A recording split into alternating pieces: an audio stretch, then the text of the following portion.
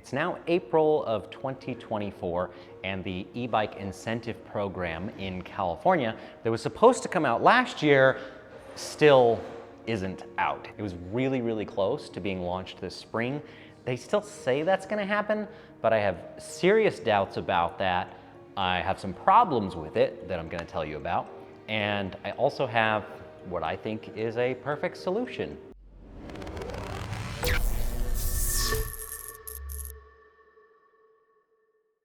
So right behind me is the Area 13 Blackbird. And I'll tell you all about the bike a little bit later and all of its specifications and good stuff, but let me tell you about the problem with the rebate. There were certain qualifications for a bike to be eligible for the program. So this is a California specific thing. Basically, they were offering $1,000 off an e-bike purchase if you meet certain income qualifications and if the bike meets certain qualifications. And most of those were pretty simple, self-explanatory things.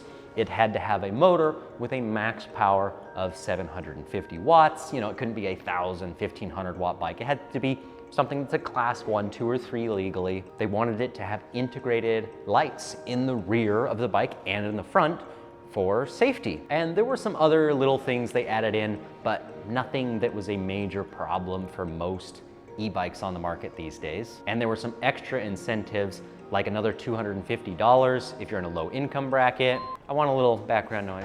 Well, not like that.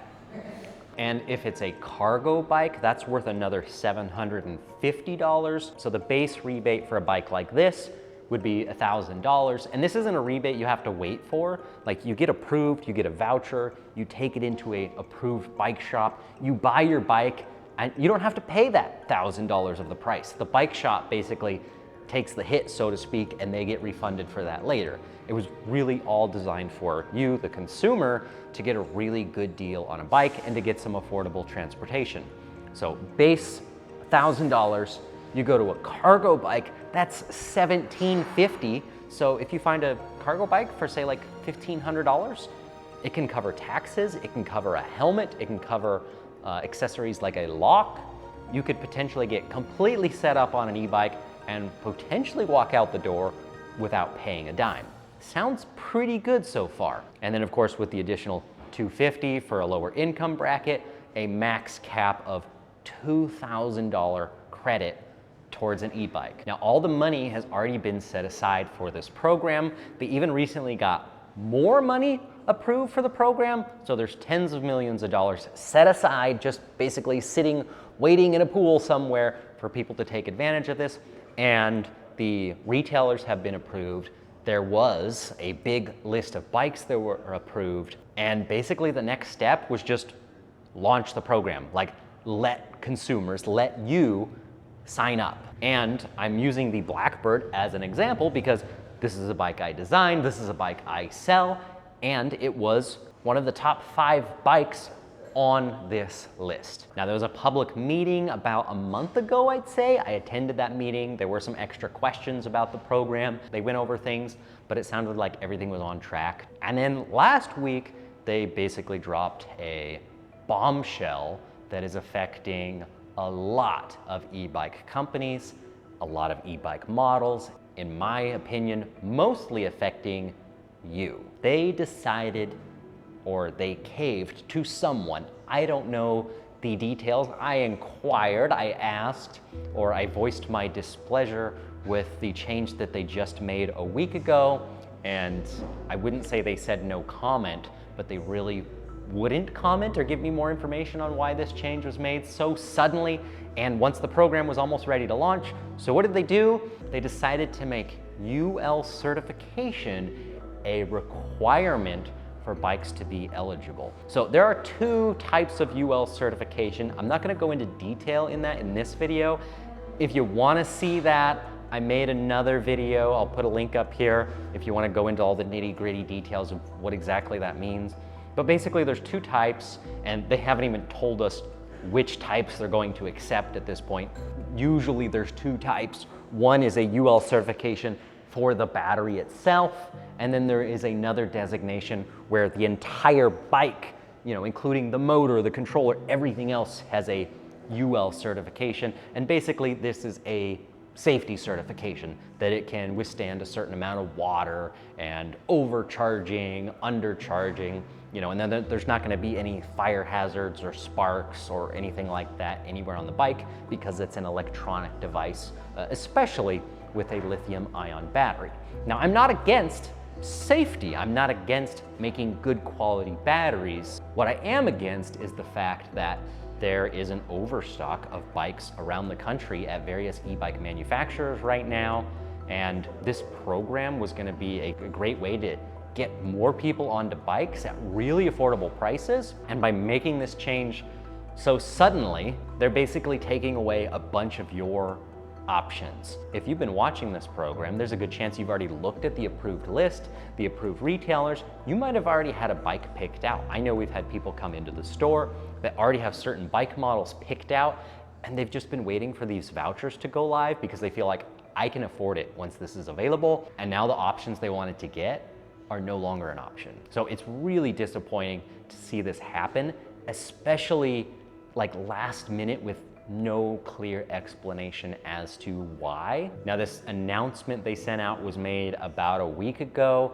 and in the email, they said they were still planning on launching the program this spring, but this means they have to go through their entire list of e-bikes again, see which ones are UL certified in some way, decide which certifications they're going to accept.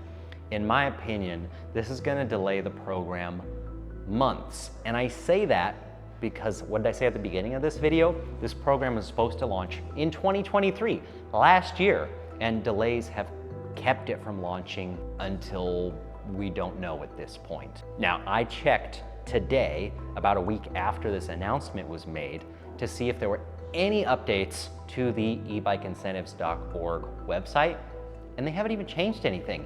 If I go look at it right now, at the eligible e-bike list, it still says the Blackbird is approved. Now, I know that it's not, but they haven't even been able to remove that from the official website. So consumers are still getting inaccurate information right now, and they're still seeing bikes on the list that don't or will not qualify. So this is the problem we're facing right now. If you've been waiting for this program, I'm sorry to say, I don't think it's gonna launch anytime soon. Now, are we gonna have bikes that are UL certified when the program launches? Of course, but the problem is that's gonna narrow down your options, and I don't know when this is gonna happen. And prime riding season, in my opinion, is already here. It's sunny, it's nice outside, it's 70 some degrees in Northern California, it's t-shirt weather. I don't want you to have to wait another 6 months maybe for this program to go out. So I said I had a solution to the problem. Well, it's simple. I pick a certain bike, and instead of waiting for a government program, Area 13 makes its own incentive.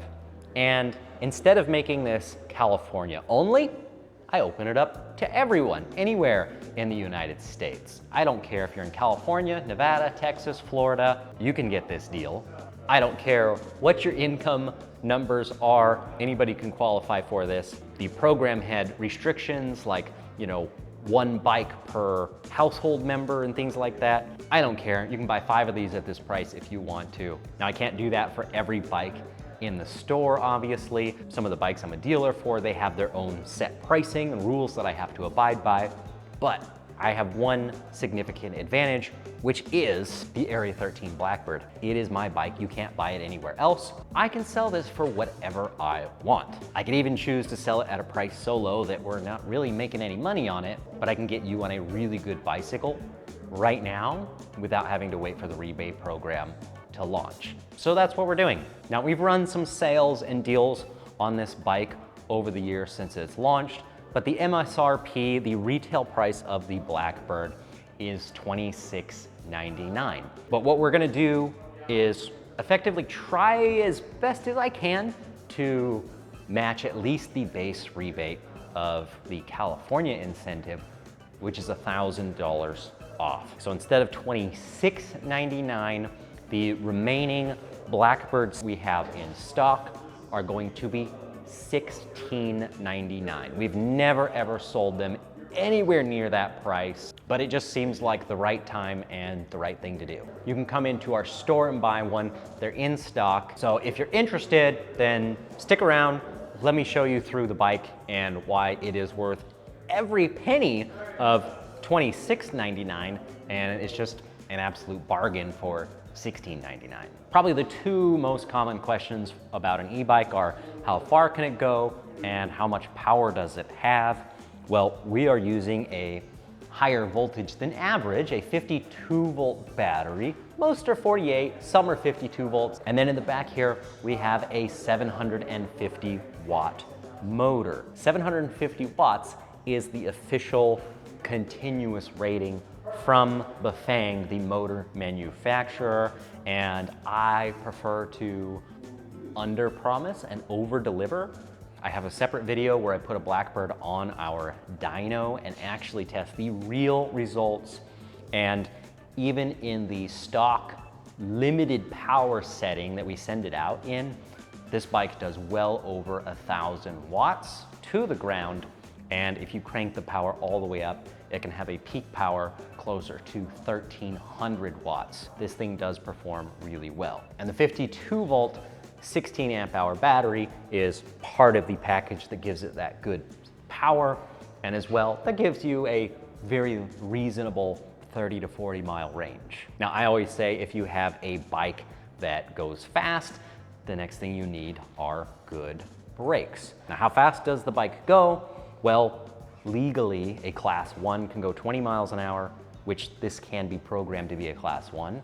A class 2, which is how we ship the bike out, can go 20 miles an hour and has a thumb throttle.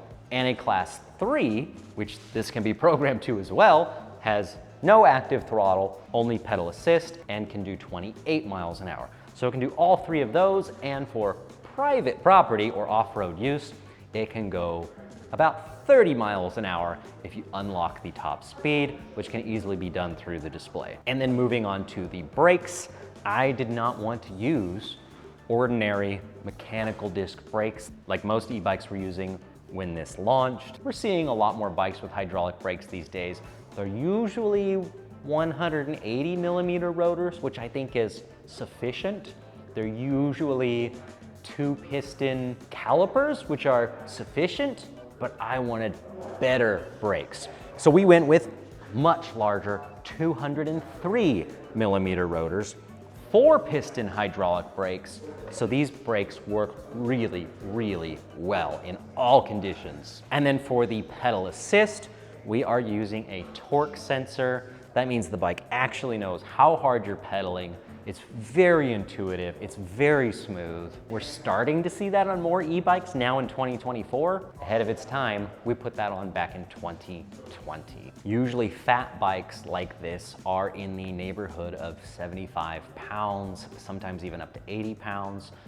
But our bike is under 70, it's 67 pounds with the racks and fenders and lights and every accessory that comes on it already installed. So how did we get the weight several pounds lower than normal?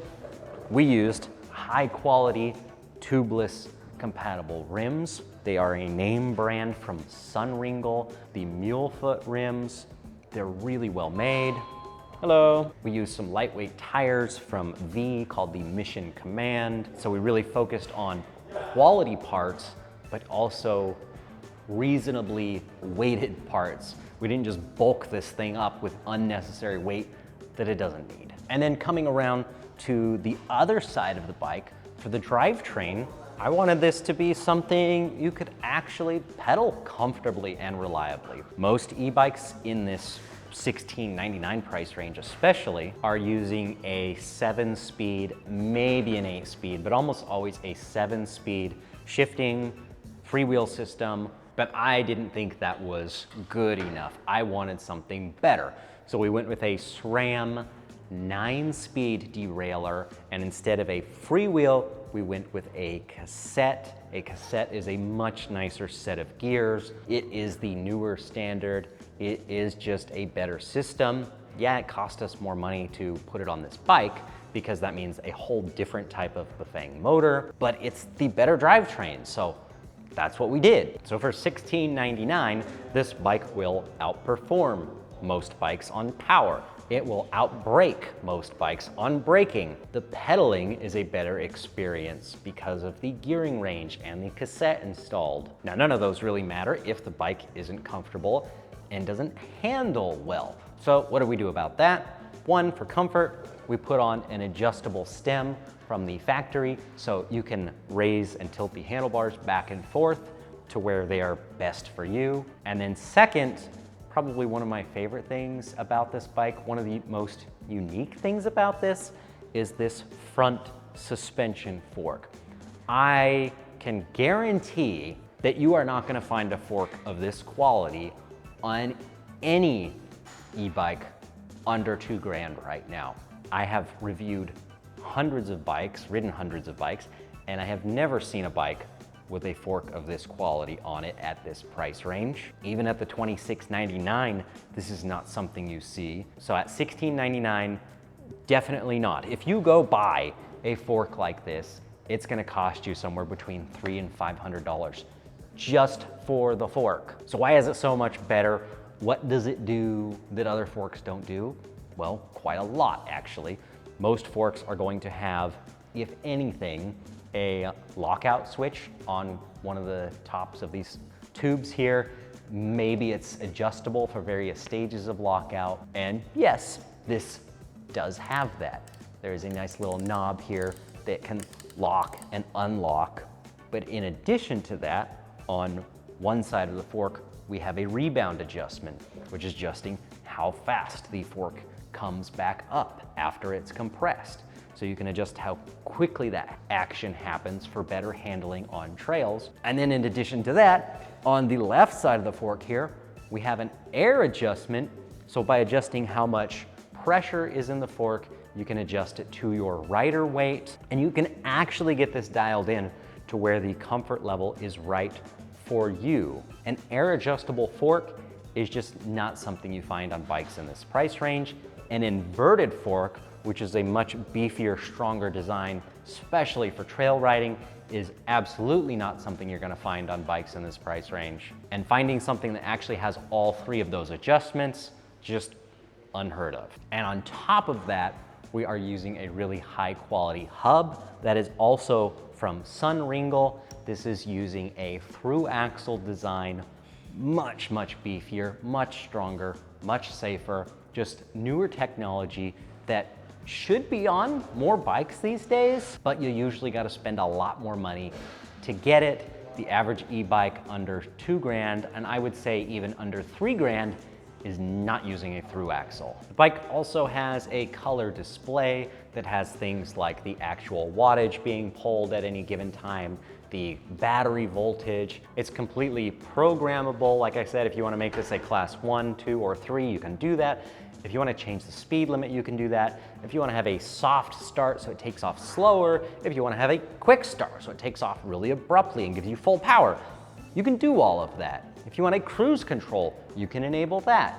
It's very flexible, very adjustable. When most e-bikes are becoming more and more locked down, this one can be programmed to however you want to ride it. So I'm disappointed, like I said, with the decision about the e-bike incentive in California and their change so suddenly and last minute to delay the program yet again and to not allow batteries that aren't UL approved, even though this is a quality battery. There are 3 main companies I like to use when we have our own e-bike batteries made.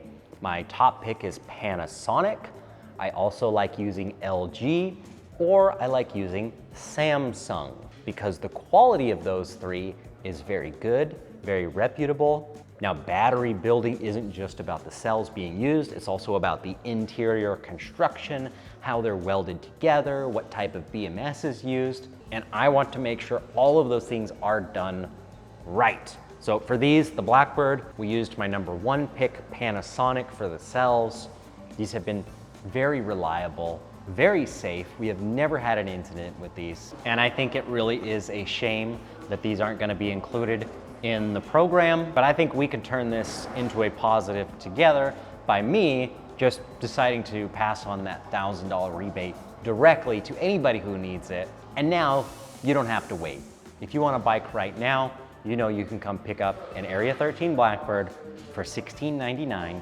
You know it's a quality bike. We've got a retail shop. We've got the experience to actually work on these, maintain them for many years to come. If you can't tell, I'm just absolutely fired up about this. I know it's gonna be a great year for e-bikes. If you wanna know more about the Blackbird behind me, please go check out area13ebikes.com. Of course, I'll put links in the description. The $16.99 price will apply to either size of the fat tire version in step over, and I hope this deal helps someone out.